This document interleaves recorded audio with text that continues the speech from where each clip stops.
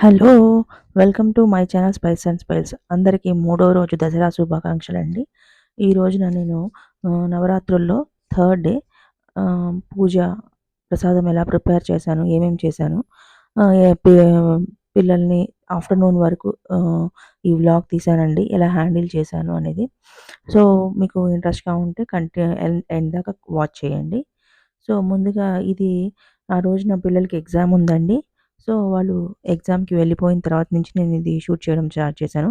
వాళ్ళు ఎగ్జామ్‌కి స్కూల్‌కి వెళ్ళిన తర్వాత నేను వాకింగ్‌కి వెళ్తానండి ఉదయాన్నే మార్నింగు. వాకింగ్ నుంచి వచ్చిన తర్వాత గబగబా స్నానం చేసి, తర్వాత ఇంకా ప్రసాదాలు లంచ్ ప్రిపేర్ చేద్దామని అప్పటినుంచి ఈ వ్లాగ్ షూట్ చేశాను. సో, నేను ఈరోజు లంచ్‌గా బీరకాయ టమాటా కర్రీ చేస్తున్నానండి. తొందరగా అయిపోతుందండి.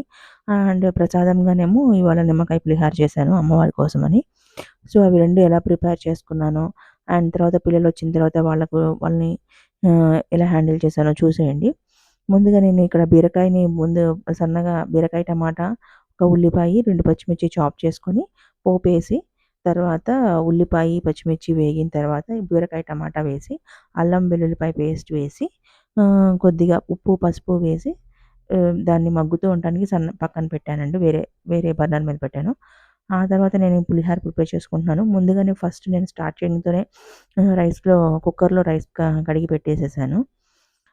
సో, రైస్ అయిపోయిన తర్వాత పక్కన కొద్దిగా తీసి ప్రసాదానికి కొద్దిగా పులిహోర ప్రిపేర్ చేయడానికని ఇక్కడ పోపు పెడుతున్నాను. ఈ పోపులో నేను తాలింపు గింజలు, ఎండుమిర్చి, పచ్చిమిర్చి, కరివేపాకు వేస్తానండి. కొంచెం స్పైసీగా ఉంటుంది పులిహోర.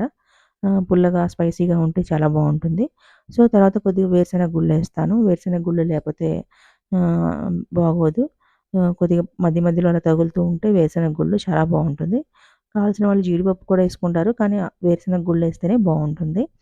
అలా వేసి అది వేగిన తర్వాత ఇలా పులిహోర మధ్య మధ్యలో స్టవ్ బీరకాయ కర్రీ ఇలా మాడకుండా కొద్దిగా అప్పుడప్పుడు తిప్పుతూ ఉండాలండి. అది ఒక పక్క వేగుతూ ఉంటది. తర్వాత ఇలాగా పులిహోరకి పోపు పెట్టి అది వేగిన తర్వాత ఇంకా నేను కొద్దిగా అన్నంలో కలిపేసేసి రైస్‌కి ఆహ్, కొద్దిగా నిమ్మకాయ పిండేసేసి పులిహోర ప్రిపేర్ చేశానండి. మీరు ఈరోజు ఏం ప్రసాదం చేసుకున్నారు? థర్డ్ డే ఎలా సెలబ్రేట్ చేశారు? నాకు కామెంట్ చేసి చెప్పండి. తర్వాత ఇది పోపు వేసిన తర్వాత ఇది పోపులోనే నేను పసుపును, ఉప్పు వేసేస్తానండి. దానివల్ల అన్నానికి కరెక్ట్‌గా పడుతుంది. మంచి కలర్ వస్తుంది. సో, ఇలా కలిపిన తర్వాత అమ్మవారికి కొద్దిగా పక్కన పెట్టాను. పక్కన పెట్టేసి ఇంక నేను నా పూజ ప్రిపరేషన్స్ అన్నీ స్టార్ట్ చేసుకుంటూ ఉన్నాను.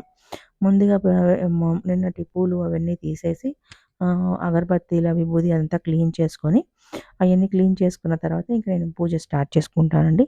పూజ అంటే నార్మల్‌గా దీపం వెలిగిస్తాను. తర్వాత కడ్డీలు వెలిగిస్తానండి. తర్వాత ఏమన్నా అమ్మవారి స్తోత్రాలుంటే అవి చదువుకుంటాను. లేదంటే పాటలేమన్నా ఉంటే అవి పాడతాను. ఆహ్, ఇంకా అంతకు మించి ఏం చేయనండి.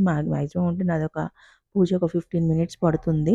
ఇంకా ఇవన్నీ చదివితే నాకు టైం చాలదు. తర్వాత పిల్లలొచ్చేస్తారు.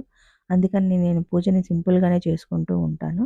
సో, ముందు ఇక్కడ ఇదిగో ఇలా క్లీన్ చేసిన తర్వాత నేను ఆహ్, నిన్నటి ప్రసాదాలు అవన్నీ తీసేస్తాను. తర్వాత ఆ ప్లేస్ అంతా అక్కడంతా క్లీన్ చేసుకొని, అప్పుడు పూజ స్టార్ట్ చేస్తానండి.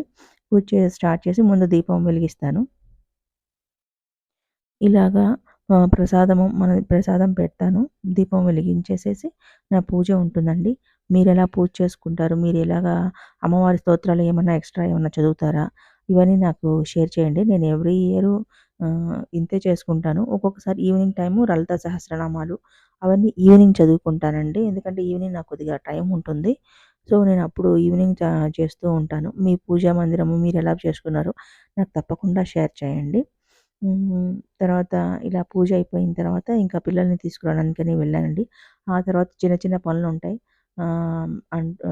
కిచెన్‌లో పనులు కొద్దిగా షింక్‌లో అంట్లు క్లీన్ చేసి పక్కన పెట్టుకోవడము. ఆ తర్వాత బట్టలు ఇవన్నీ చిన్న చిన్న పనులుంటాయి. అవన్నీ చేసిన తర్వాత ఇంక నేను పిల్లల్ని తీసుకొని వచ్చేసాను. పిల్లల్ని తీసుకొని రావడానికని వెళ్తాను. అక్కడ బస్‌కి వస్తారండి వాళ్ళు. సో, బస్‌కి కొద్దిగా అక్కడ ఒక 10 మినిట్స్ ముందే వెయిట్ చేస్తే బస్సొస్తుంది. కొద్దిగా ఒక 10 మినిట్స్ వాక్ ఉంటుంది. పిల్లల్ని తీసుకొని వచ్చిన తర్వాత వాళ్ళకి ఎలా చేశానో అదేది షేర్ చేస్తాను. తర్వాత పూజ అయిపోయిందండి నాది. మా దేవుడి మందిరం ఎలా ఉంది? ఒకసారి కామెంట్ చేసి చెప్పండి. ఆ తర్వాత పూజ అయిన తర్వాత ఈ కర్రీ ఎంతవరకు వచ్చిందో చూస్తూ ఉన్నాను. అది కొద్దిగా ఆల్మోస్ట్ అయిపోవడానికని వచ్చిందండి. ఇలాగ దగ్గరికొచ్చిన తర్వాత ఇంక కొద్దిగా కారము, ధనియాల పొడి, తర్వాత కొద్దిగా కొత్తిమీర వేసి ఇంకా దించేయడమేనండి. మీరెలా చేస్తారు? ఓహ్! కొద్దిగా బీరకాయ ఏమైనా మెదగకపోతే కొద్దిగా వాటర్ పోయండి. కొద్దిగా వాటర్ పోసి తిప్పేసేసి పెట్టండి. లాస్ట్‌కి ఫైనల్‌గా ఈ వాటర్ అంతా అబ్జార్బ్ అయ్యేదాకా ఇలా కుక్ చేస్తూనే ఉండండి. ఇలా కుక్ చేసిన తర్వాత లాస్ట్‌కి అబ్జార్బ్ అయిపోయిన తర్వాత కొద్దిగా కొత్తిమీర, కారము, ధనియాల పొడి వేసి స్టవ్ ఆపేసేయండి. ఇదేనండి బీరకాయ కర్రీ. మీరు బీరకాయ టమాటా కర్రీ. ఇంకా బీరకాయ పచ్చెనపప్పు అలా కూడా వేసి చేస్తూ ఉంటారు. అది ఇంకెప్పుడైనా నేను మీకు షేర్ చేస్తానండి. మీరు ఈరోజు ఏం కర్రీ చేసుకున్నారో నాకు తప్పకుండా షేర్ చేయండి. ఇక్కడ కర్రీ అయిపోయింది. ఇంక ఆల్మోస్ట్ వంట అయిపోయిందండి. ఇంక నేను వెళ్ళి పిల్లల్ని తీసుకురావడమే. పిల్లలొచ్చాలకి మళ్ళీ వాళ్ళొచ్చిన తర్వాత ఈ వంట ఇవన్నీ అంటే ఇంకా హడావుడైపోతుంది. సో, మాక్సిమం నేను వాళ్ళొచ్చే లోపలే ఈ వంట, పూజ ఇవన్నీ కంప్లీట్ అయిపోతే, ఇంకా చిన్న చిన్న పనులేమైనా ఉంటే వాళ్ళొచ్చిన తర్వాత చేస్తాను. కానీ మాక్సిమం అవి కూడా వాళ్ళొచ్చే లోపల అయిపోతే కొద్దిగా వాళ్ళు వచ్చిన తర్వాత వాళ్ళతో కొద్దిగా మాట్లాడుతూ ఉన్నట్టు ఉంటుంది. సో, అందుకని నేను వాళ్ళొచ్చే లోపల ఇవన్నీ గబగబా కంప్లీట్ చేసుకొని, ఇంకా వాళ్ళకి కావాల్సినయి ఏంటో వాళ్ళు ఆ ఎగ్జామ్ ఎలా రాసారో, ఏం చేశారో ఇవన్నీ తెలుసుకోవడానికి నాకు టైం ఉంటుంది. సో, అందుకని నేను ముందుగానే ఇవన్నీ కంప్లీట్ చేసుకొని నేను వెళ్తానండి. రోజు ఇలానే చేస్తూ ఉంటాను. ఇక కర్రీ అయిపోయిన తర్వాత ఇంకా నేను కొద్దిగా ఈరోజు బ్రేక్‌ఫాస్ట్‌కి పెసరట్టేసానండి. ఇంకా అది తినేసేసి ఇంకా నేను పిల్లల్ని తీసుకురావడానికని ఎళ్ళాను. పిల్లల్ని ఇదిగోండి వస్తూ ఉన్నారు. చూడండి ఇది షూస్ విప్పేసేసి వచ్చేసింది. విప్పకుండానే వచ్చేసేసింది. సో, అదే చెప్తూ ఉన్నాను. బయట విప్పేసి రమ్మని. అయినా మాట వినదండి. వచ్చిందంటే ఇంక అల్లరి చేస్తూనే ఉంటది. మన మాట వినేదే లేదు. ఇంకా వాళ్ళతోనే వచ్చిన తర్వాత ఇంకా వాళ్ళతోనే సరిపోతుందండి. ఇంక వాళ్ళకి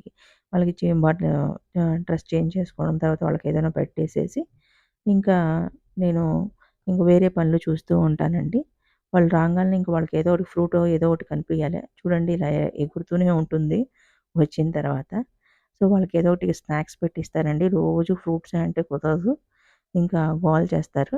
సో, కొద్దిగా ఏదన్నా పెట్టిచ్చేసేసి చిప్స్ అలాంటివి, ఇంకా ఏదైనా ఫ్రూట్ పెడతాను. ఈరోజు ఫ్రూట్‌గా యాపిల్ పెడుతున్నాను. అది కొద్దిగా చిప్సును, కొద్దిగా యాపిల్ కట్ చేసి పెట్టిచ్చాను. ఇంక వాళ్ళు తింటూ ఉన్నారు. ఇంక నేను మిగతా పనులు చూసుకొని, ఇంక వాళ్ళతో అడుగుతున్నాను ఎగ్జామ్ ఎలా రాసారు అని. బాగా రాసానని చెప్తూ ఉన్నారు. సో, ఇంకా ఈరోజు ఇలా జరిగిందండి ఆఫ్టర్‌నూన్ వరకు. మీరెలాగా థర్డ్ రోజు పూజ చేసుకున్నారు? కొంతమంది ఏ రోజైతే ఆ రోజు కలర్‌లు కట్టుకుంటూ ఉంటారు. సో, బాగా చేసుకుంటూ ఉంటారు. ఈరోజు ఎలా చేసుకున్నారో మీరు నాకు కామెంట్ చేసి చెప్పండి. ఉంటానండి. బాయ్.